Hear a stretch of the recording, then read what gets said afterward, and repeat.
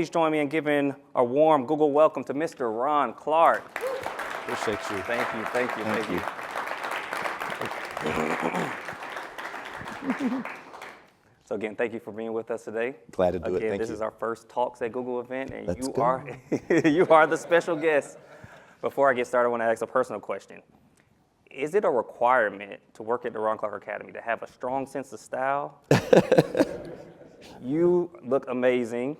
Your Chief Development and Communication Officer spoke with us a few weeks ago. Pinstripe suit, matching shoes, and then every time I look online, all the teachers look good. So is that a requirement, or do you give a clothing allowance to?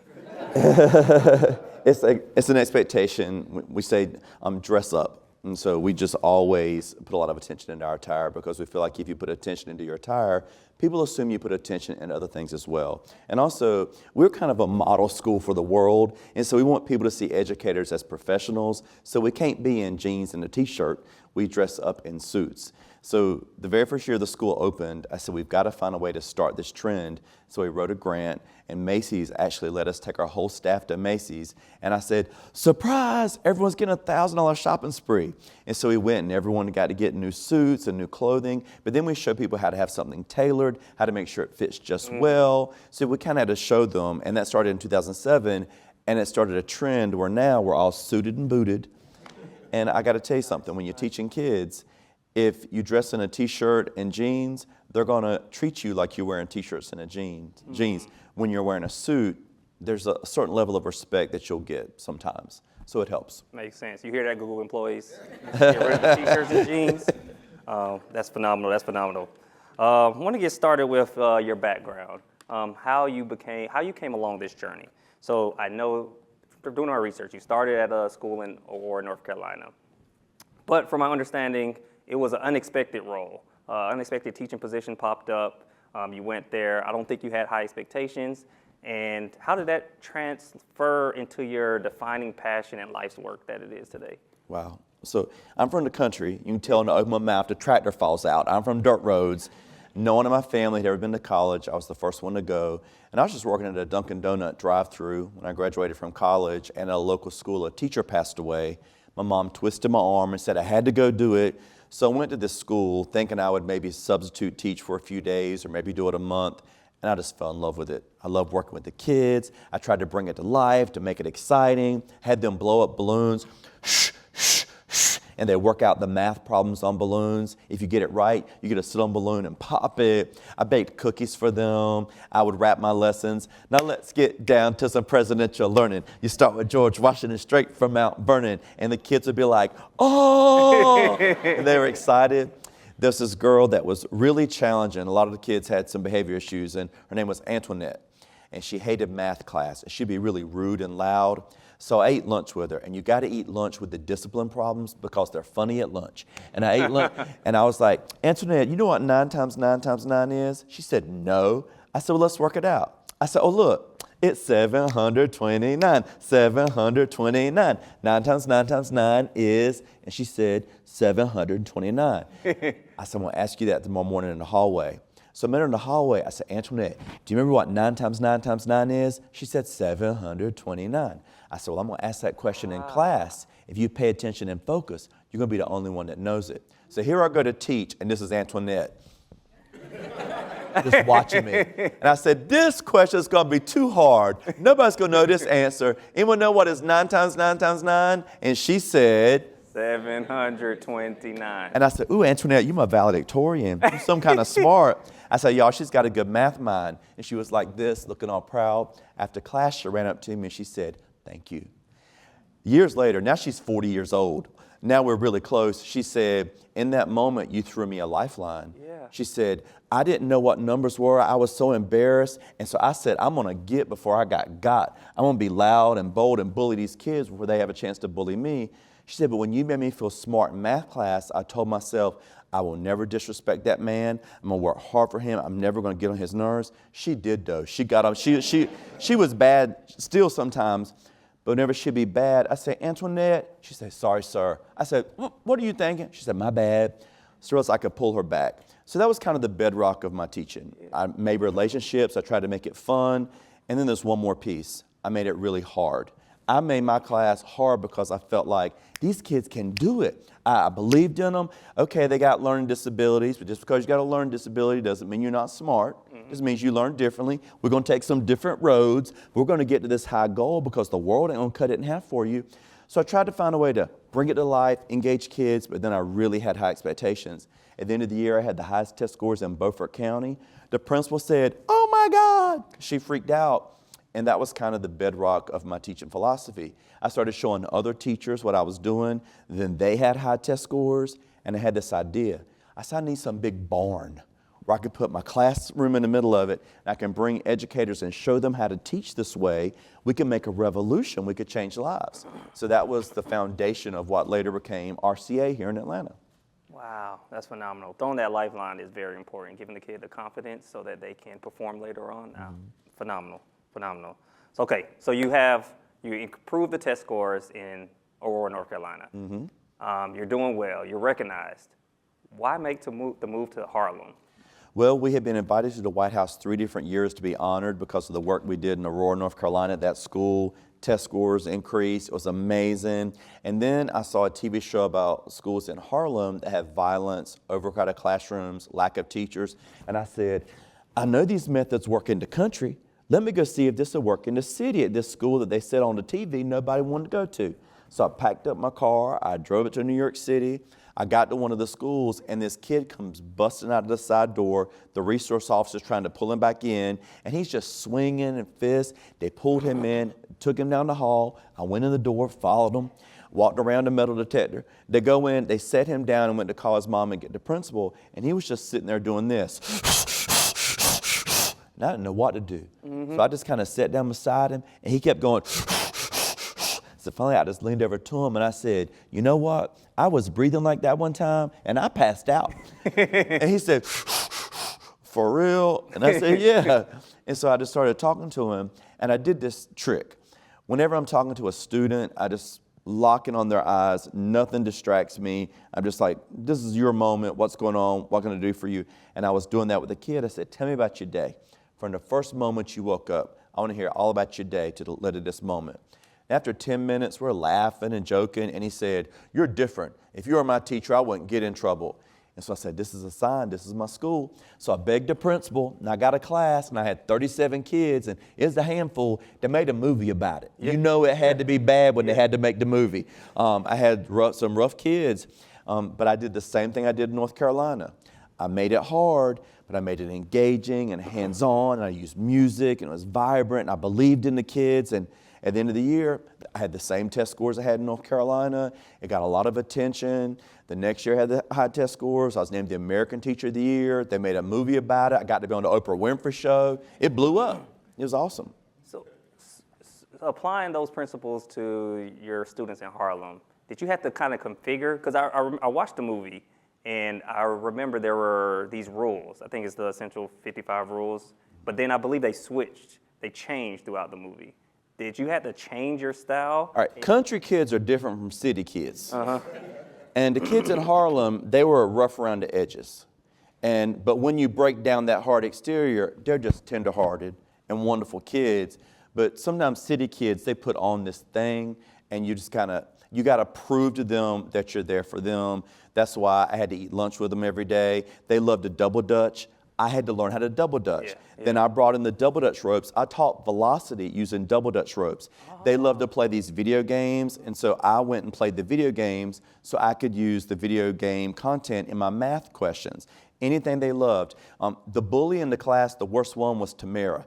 Everybody was afraid of Tamara. I was afraid of her too. And so I said, Tamara, what's the hottest song out right now? She said, the thong song. I said, oh my God, the thong song by Cisco. And so I said, well, I've got to use the thong song. So I changed the thong song to apply to doing latitude and longitude, plotting maps. And the song was like, geography is so good to us. We practice and we learn so much. We study that map from front to back. Get on the ball. Don't be slack. Like learn about a lot of places that are cool and hot. We study every single spot from Spain to South Dakota, and we plot our maps. It was a 12-second intro to plotting maps. Well, the kids in Harlem would not tell me they liked my song, but they'd be like, Mr. Clark, when we doing the maps? I'd be like, after lunch, they'd be like, oh, can we do them before lunch? I knew they liked my song. So it was all about just finding a way to break down exteriors, show the kids I cared about them, and integrate something they loved into my classroom. When I did that, then they opened up, and it was great. Excellent, excellent, excellent. I want to get into the Ron Clark Academy model. So you have obviously a unique teaching style and unique methodology. In the business world, when we measure our performance, it's usually return on investment, profitability, EBITDA, et cetera, et cetera. What type of measures, if any, beyond test scores, that do you look at to determine the success of your students? Yeah, a lot. I love a good survey. I survey parents. I survey educators that visit our school. I survey the students, the staff. I love a survey.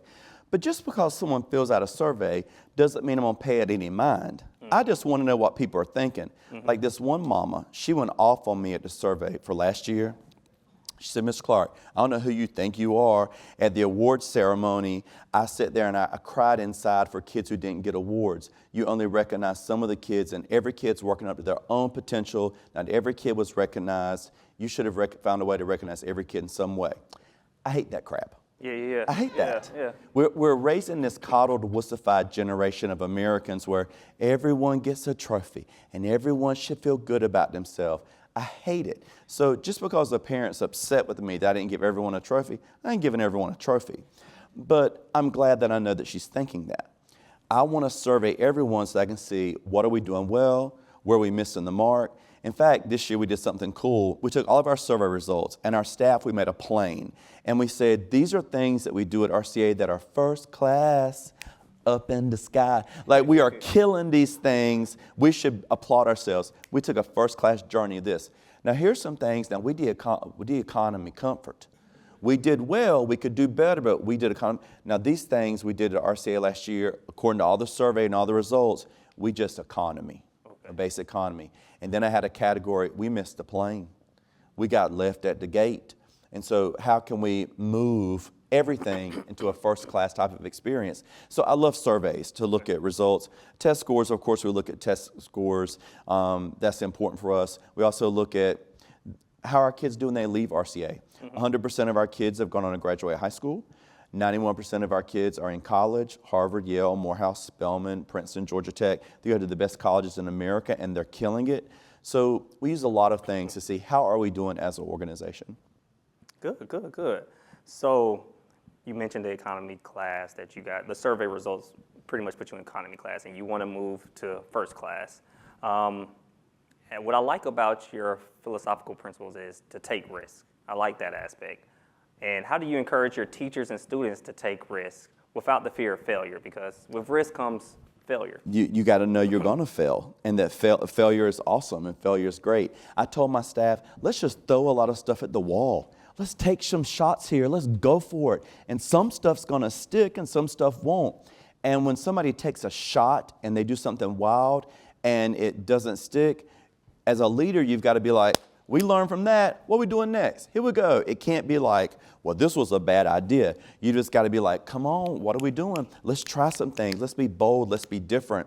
We have a saying at our school, if we're going to be here, be here. If we're going to be a school, let's be if you're going to be Google, be Google. What are you going to do? Be Google. Go for it and be bold and be wild. Because the way the world is moving, things are going so fast. We're always trying to get ahead of everything. What's coming next? How can we get ahead of it? You can't just sit here and be complacent. And if we're not trying some wild new things, we're going to miss the mark for the future. So it's kind of like it's a bedrock of our school. And in order to make sure that everyone has this attitude of it's okay to fail, in my classroom, on the first day of school, I put a math problem up. I say, all right, everybody, I want y'all to all to try to work this out. Now, the math problem is so hard, I know they're all going to miss it. And so I say, all right, everyone finished? Anyone get the answer of 14? No one? I said, Lord, I missed it too. I made a mistake. I said, but I see my mistake. Let me show you where I made my mistake. I said, where did y'all make your mistakes? So I leveled the playing field. Every one of us missed it. And I say, I love mistakes because I learn from it. I grow from it. I ain't going to make that mistake again. I'm going to be better and better. And so it's kind of a culture we have in our school of sharing what you did wrong. Oh, it was a mistake. I'll learn from it, and here we go. As a staff, I told them, like, if I were to hire you to work at RCA, your job title wouldn't be Chief Development Communications Officer or teacher, or it's not custodian or admissions director. It's just to be an outstanding team member. I told my staff, I want you to uplift each other, to high-five each other, to celebrate each other, and be kind. Do you have the capacity to be kind to the people you work with? So that is the culture that we've built, where it's uplifting, it's supportive. So if you try something and it doesn't work, you're around a lot of people who they know their number one job is to support you, to uplift you, to cheer for you. And a lot of workplaces, into Google too. And a lot of workplaces, people don't want their colleagues to do well, because if they do well, they're going to get the promotion. And so at RCA, we've said what we're going to do is we're going to celebrate when anyone wins, because if you lift the people up around you, you lift yourself up as well. You put people around you down, you pull yourself down. So that's kind of the culture that we have at RCA, and it works. Great.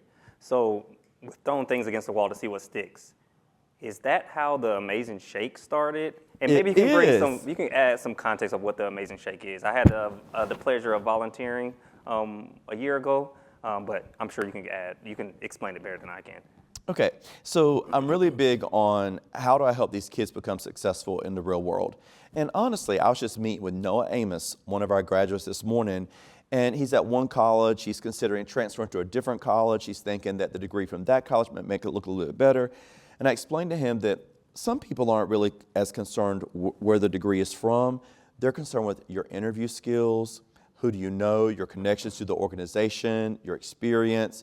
So a lot of life is, can you give a firm handshake? Look someone in the eyes. Can you express your ideas? I told my staff, I don't want one of our kids to be in a community meeting and know the answer to the community's problem and not to say it. I don't want the kids to be sitting around with a bunch of CEOs and to go, they're wrong.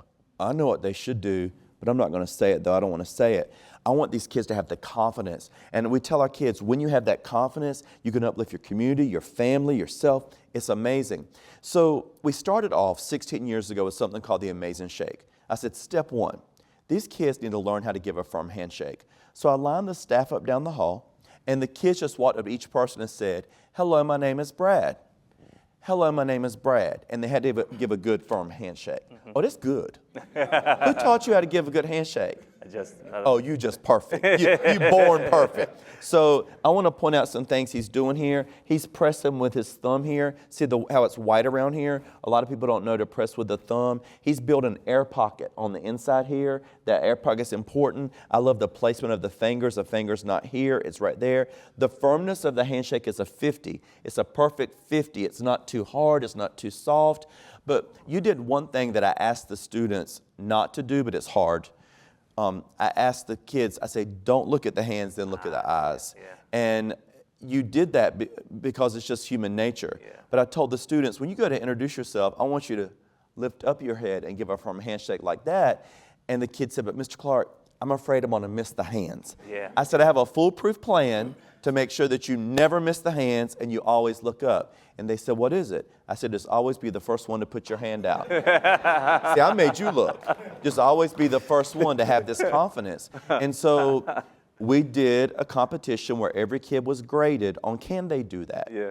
10 was perfect. Anything lower than that wasn't. They dropped their card in a bucket. Then we tabulated it, and we announced who has the best shake in our school. It was called the Amazing Shake. The next year I said, instead of doing our staff, why don't we bring in Atlanta? Let's bring in the vice president of Delta, the head of Google. Let's bring in whoever to be the judges. And it went from just a handshake to a 60-second interaction where they have to be interviewed by the vice president of Google, who says, tell me, why should we hire you to work at Google? What qualities do you have that will make you a perfect fit for our organization? Then they turn the corner, they have to give a toast at a wedding. They turn the corner, there is a problem at the organization, they have to problem solve with the team how to fix it. So it's workforce development type issues. You turn the corner, a lady has dropped pencils. The kid knows, I only have 60 seconds to introduce myself. Does the kid say, oh, hello, my name is Brad? Or do they say, oh my goodness, let me help you get these pencils up? And by the way, I'm Brad. Nice to meet you. So do they use common sense? So do they eat with proper etiquette? How do they turn in their resume? So It's a lot of stations in the gymnasium, and at the end of it, you have the winner of the gauntlet round of the Amazing Shake. So it's a program that we do. It's now spread, it's in all 50 states, it's around the world, where schools and districts and counties are doing the Amazing Shake. This year, Charlotte-Mecklenburg, every 7th grader in Charlotte-Mecklenburg is doing our Amazing Shake this year. Charlotte-Mecklenburg is the 7th largest school district in the country. And so basically, when you win your event around the world, you come to Atlanta in March for the global Amazing Shake, where all the representatives from around the world come. Last year's winner represented Germany, and second place was Canada. And so Atlanta, we're going to bring it back next year, though. But so it's great. It's workforce development. Great, great. So speaking of workforce development and interviewing skills, of course, Google, we have a rigorous interview process. And what I know about the Ron Clark Academy, there's a rigorous acceptance process to get into the school. What type of things do you look for students? And what happens when a student might not seem to be a good fit? Do you have processes in place? Sure. So we have, we take all different types of kids at RCA, from kids who struggle and have learning disabilities to kids who are average to kids who are gifted. We take all different types of kids because educators from around the world, every week almost, come to our school, hundreds of them, to see how can we teach like they teach at RCA? How can we take their methods back to our schools? So I couldn't have a class of 30 kids that all had learning disabilities, and I couldn't have a class of 30 kids that are all gifted. So about a third of the kids in our school have academic challenges, about a third are kind of in the middle, and about a third are on the honor roll before they come. Mixed in there, about a third of our kids have an N or a U on conduct before they come, so we got some squirrely kids. The one thing our kids tend to have in common is the income of the families. Most of our kids' families pay $45 a month for them to attend our school. Wow. Then we have some middle income and have a handful of high income, but most of our kids are in that range where they pay $45 a month. That's awesome. And so what do we do if there's a kid who's not a fit? It's really rare. Back in 2007, the first year, kids had to meet certain marks. And if they didn't meet the certain marks, we let them go. And at the end of the year, we felt a certain kind of way because we're like, well, public schools can't let kids go. And if we're trying to teach public schools, this doesn't work. I said, so we can't just let kids go. We've got to figure out everything we can do to keep kids and to save kids. So generally, since then, if a kid is left, it's pretty much a parent said, the drive's a lot, and I got a different job somewhere, and we've had to move. But generally, no one leaves. They stay the whole time. Great to hear, great to hear. So getting to Google's favorite topic right now is AI. Those are the favorite two letters. Is it the favorite or is it a forced favorite? That's a good question. I think it's a both. I'm forced to say that. But what fascinates me about AI is it's such a good assistant to do a lot of things. And I imagine students coming up, you want them to understand how to use it. But how do you create some intersectionality of bringing AI to the classroom, but also discourage abuse? Yeah, well, you got to have ground rules. So we have a contract, we have our kids to sign. And when the whole AI thing happened last year, I said to my staff, we can't fight it. We just got to lean into it because the wave is here, and we've got to just ride the wave. Because if don't, we're going to be drowned under the wave. I said, let's get on top of it. Let's get on our surfboards. Let's just ride this. Let's learn. Let's go. So we introduced AI to our students, and we said, let us show you how it will write a paper for you. Now, what do you think of the paper it wrote? And let's evaluate this paper. Does it feel personal? Does it feel real? How can we use AI to adjust it to be what you want it to be? See all these M dashes? I know you done cheated. It's cheated. And so look at these emojis. And so we showed them how to use it, and then we showed them how to use it in a way that was appropriate. And then like in one of my classes, it was a history lesson, and we were talking about history from the perspective of different people.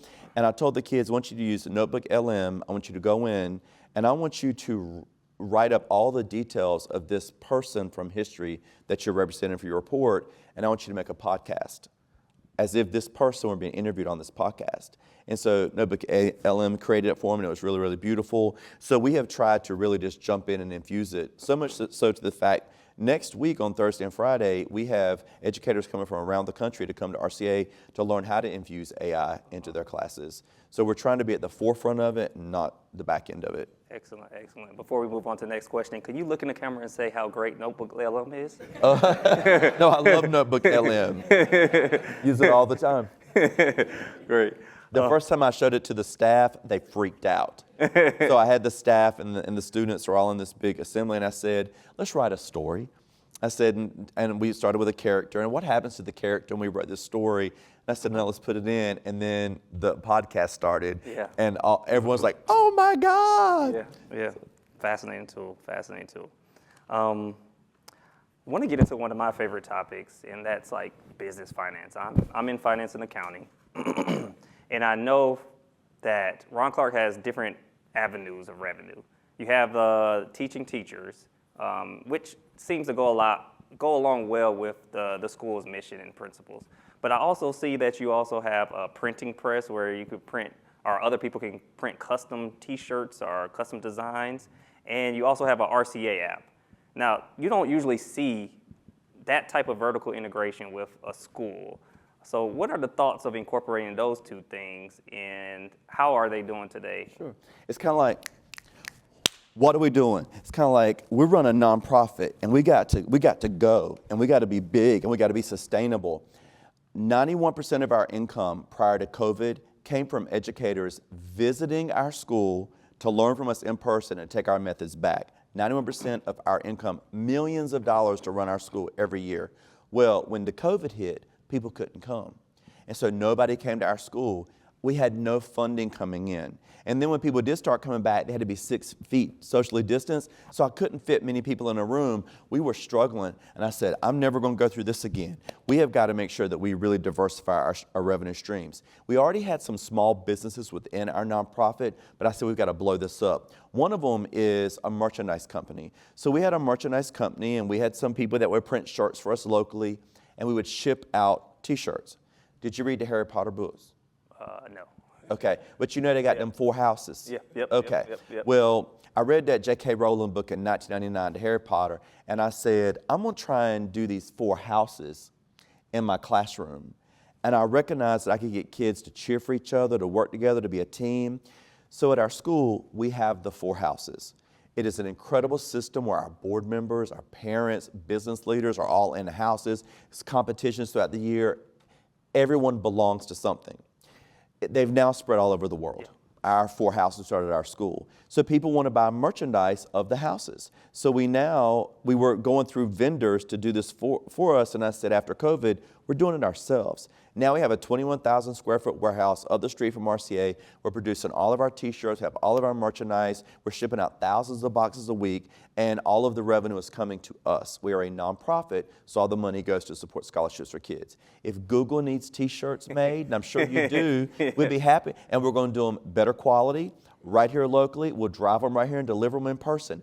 But what's going to happen is the little profit we do make, it goes to scholarships for kids. Now, wouldn't Google rather do the scholarship for the kid? Definitely. So if anybody needs T-shirts, come to our school. We'll make you T-shirts for you. So we also now have a T-shirt business. Also, we have an app because as part of the 4 houses, teachers have to have a way to give kids the points. So we made it an app where teachers can easily go in and put in the kid's name, give the points. When you give a kid a point, the parent receives a message. James just got 2 points from Mr. Clark for being honest. You can talk back and forth with the parents. So now this is a multi-million-dollar app company that we have grown that now supports RCA. Prior to COVID, we just outsourced our app. Other people made it. After COVID, I said, we're hiring developers. We're in-house. We're doing all of our customer service. We're doing it here. We're keeping all this revenue to support RCA. So we've had to be really smart about businesses. We also rent out our facility. RCA is this amazing building in Atlanta. We have flying dragons, trapdoors, secret passageways. So we do events. We rent to all types of companies for things. And those event rentals, that goes to support scholarships for kids as well. And then the Amazing Shake. I just told you Charlotte Mecklenburg is now doing the Amazing Shake. Charlotte Mecklenburg is paying us in order for us to help implement the Amazing Shake in 48 schools. So it is another funding generator for the school. Because I was like, we cannot just depend on this. If we're going to be here, what are we going to do? We need as many funding resources as possible. And one more thing I want to say. you have to infuse that in your school to the kids as well. We have a day coming up. So what's going to happen? From 8 to 9, the kids are going to learn about the state of the economy in the world from local bankers. They're coming in to teach them about income tax, property tax, about interest rates. And then from 9 to 10, they're going to go into our gym. We've got these big pictures of homes all over Atlanta with the details about the homes, with real estate agents standing there. The kids are going to go up to each one to try to pick out which house they want to buy. Then they're going back to the room where we have mortgage brokers in the rooms that will help the kids figure out this is what your payment would be for a 15-year, 30-year, or 50-year mortgage. Yeah. And so Yeah, all that's going to be included. Then they're going to learn about the history of Atlantic City, all of the streets, the roads, how the economy affected Atlantic City. For lunch, we're going to have hot dogs with sauerkraut, Atlantic City themed. Then after lunch, we're playing Monopoly. Our entire gym is set up with 60 tables with Monopoly boards, and all the bankers and financial people are going to play Monopoly with the kids. Because I learned so much playing Monopoly with my family. People don't do that anymore. And so we're going to play Monopoly for 3 hours with the kids, and we're going to teach them about finances and income tax and property tax on that board through what they learned in the morning. So not only do we at RCA try to be a smart business model, we try to teach our kids financial literacy as well. Yeah, that's great. Good business acumen being learned. Are you guys going to have security at the Monopoly games? Because when I play Monopoly with my friends, it can get very serious. Okay, so some people are competitive. So we do have all of the rules clearly outlined. Okay, so that's on the important, table, these yeah. are ahead of time. Everyone's going to learn the rules. Yeah. And our gym is divided up into sections of these are novice players I've never played. I've played 5 times, 10 times. My family's played 100 times. Yeah. So that will kind of make it more everyone's on the level playing field. And there'll be one adult, one banker or staff member at every table to make sure. But sometimes the adult's the problem. So. Yeah, they're trying to do side deals, let people borrow money. Yeah. But I'm teaching these kids generational wealth. What is generational wealth? You don't sell your property. I don't care what the offer is, you hold on to your property. So it's part of the lesson of what we're teaching them. Once you get this property and someone makes a deal for you, you've got to really question, is it ever smart in Monopoly to give up property? And so it's going to be part of the lesson. Interesting. All right, so we have a few more minutes. I want to hit 2 quick stories. One, ask you about the story we talked about earlier about success stories from your school of students. And I want to hear more about the Dunkin' Donuts story because I've seen that online. If you don't mind sharing that. Oh, gosh. Okay. So, all right. So a success story. So we had a kid, Zion Wynn, who didn't want to come to our school. Because imagine you're in 3rd grade and your mom says, oh, we're pulling you out of your 3rd grade to go to some school you don't know anybody. A lot of kids don't want to come to our school. I don't want to go to that school. So he's like, I'm not going to that school. And he wouldn't come. So I called the mom. She said, Mr. Clark, I can't do nothing with him. He just don't want to go. I said, could I come to the apartment? She said, fine. So I go to the apartment, knock on the door. He opens the door and goes, I'm not going to your school. I'm like, I know. I said, could I just talk to you for a few minutes? We sit on the couch. He had a Connect 4 game. I said, oh, you're good at Connect 4? He said, yeah, I beat everybody. I'm the math teacher. I said, oh, let's play. So we go to play. An hour later, I have won every game. He's so frustrated. He says, how are you doing this? I said, well, if you come to our school, you learn this type of thing at our school. He says, fine, I'll come to the school. So he comes to the school. He does really, really well. I mentored him throughout the whole time at RCA. He ended up getting a full scholarship to go to Princeton. Then he got a full scholarship to go to Harvard. Wow. And then he called me last January and said, Mr. Clark, can I take you to lunch? I said, oh, you paying? Let's go. Yeah. So I go to lunch, and he said, I want to tell you what I've decided my master's is going to be in at Harvard. I said, what? He said, education. Yep. He said, I want to have a Connect 4 moment with a kid like you had with me. And so I hired him. So now he teaches at RCA. Wow. So wow. It's amazing. It's cool stuff. So we have a lot of stories like that of kids who just go on to do great, great work. Great. And then Dunkin' Donuts, okay. So one thing about me, when I worked at Dunkin' Donuts, I worked the 3rd shift. Okay, anyway, I'm going to tell you. I'm not going to do it in rhyme for you. I'll just tell you. Yeah. So I was working at Dunkin' Donuts. I ran a drive-thru.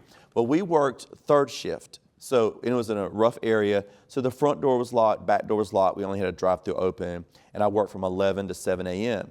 We would get bored. So we would play freeze tag, hide and go seek and stuff because there's just no one coming through and it was just dead. So one night, it was like 3 a.m. I said, let's play hide and go seek. So I took Ryan, we went outside to the dumpsters. I left him out of the dumpsters to count. I went inside, and I'm very competitive. I'm like, where can I hide? I've hidden behind the flower, I've hidden in the bathrooms. Where can I hide? And I was like, maybe the oven. Because we had this big oven, you cook all the muffins and the racks of cookies and stuff in it, and it stays on 24 hours a day. It's just always on. And I was like, I could fit in the oven. I was like, well, what if I get too hot? I was like, well, I'll just say, Ryan, I'm in the oven, and he'll let me out or something if I get too hot. So I go and I pull down the oven door, and I crawl up in the oven, and I pull it shut. And when I did, it went click, and I was like, oh, no, you cannot open an oven from the inside. It would not open. I was like, no problem. I'll just wait here like for 60 seconds. Then if he doesn't find me, I'll say, I'm in the oven. So all of a sudden I heard knock, knock, knock. And I said, I'm ready. And he said, you locked me out. And I was like, oh my God. Because just out of force of habit, I had flipped the latch when I came inside. And I was like, oh my God. I was like, I'm in the oven. He was like, what? I said, I'm in the oven. He said, get out. I said, I can't. So my life flashes before my eyes. I look at the bottom of my shoes, it's starting to melt. I'm like, oh my gosh, I'm starting to get lightheaded. And I'm like, okay, the manager will be here at 6 a.m. with the keys. I'd be cooked by then. I was like, what am I going to do? And so I took off my shoelaces. I was trying to put it to the latch, and it wouldn't work. I'm panicking. And I remembered the week before we were playing freeze tag. I had crawled through the drive-through window, and I'm like, Ryan was too big. He couldn't get through. But I was like, that's my only choice. I said, Ryan, crawl through the drive-through. He said, I'll get stuck. I said, I'm burning up. So like 30 seconds later, I hear, I'm stuck, because he couldn't get through because he was a bigger guy. Well, you can probably guess what happens next. Customers came through the drive-thru, and they saw Ryan's legs hanging out there. And Ryan said, the guy was like, son, do you need some help? He was like, my friend's cooking in the oven, and I'm stuck in the drive-thru. So they took the man's crowbar out. They busted out the whole drive-thru window, glass everywhere. They got Ryan through. They went and let me out of the oven. Thank God. So I used to have long hair. And so when I pulled out, my hair just pulled right off my head. My eyebrows were gone. I wasn't thinking clearly. Went to the emergency room. My sister works at the hospital, and she was like, Ron, what happened to you? I said, I cooked in the oven. But anyway, so, yeah. So I did not lose my job, though. Oh, really? I did not lose my job. No. The owner loved me. But anyway, I think he might not have wanted a lawsuit either, but I would never have sued him. But I didn't lose my job. But like, that's been my whole life. But I kind of like being in the oven. Like, if we're going to be here, be here. Mm-hmm. If you're going to live, what's Google doing? Mm-hmm. Like, y'all got some chances. You have the ability to throw some stuff at the wall. Let's be big. Let's be bold. Let's live. If we're going to be here, let's be here. Yeah, that's a great story. I'm glad you're here to tell it. Thank you. All right. Want to extend a great thank you for Mr. Ron Clark for joining us today. Thank you. I looked out again. You.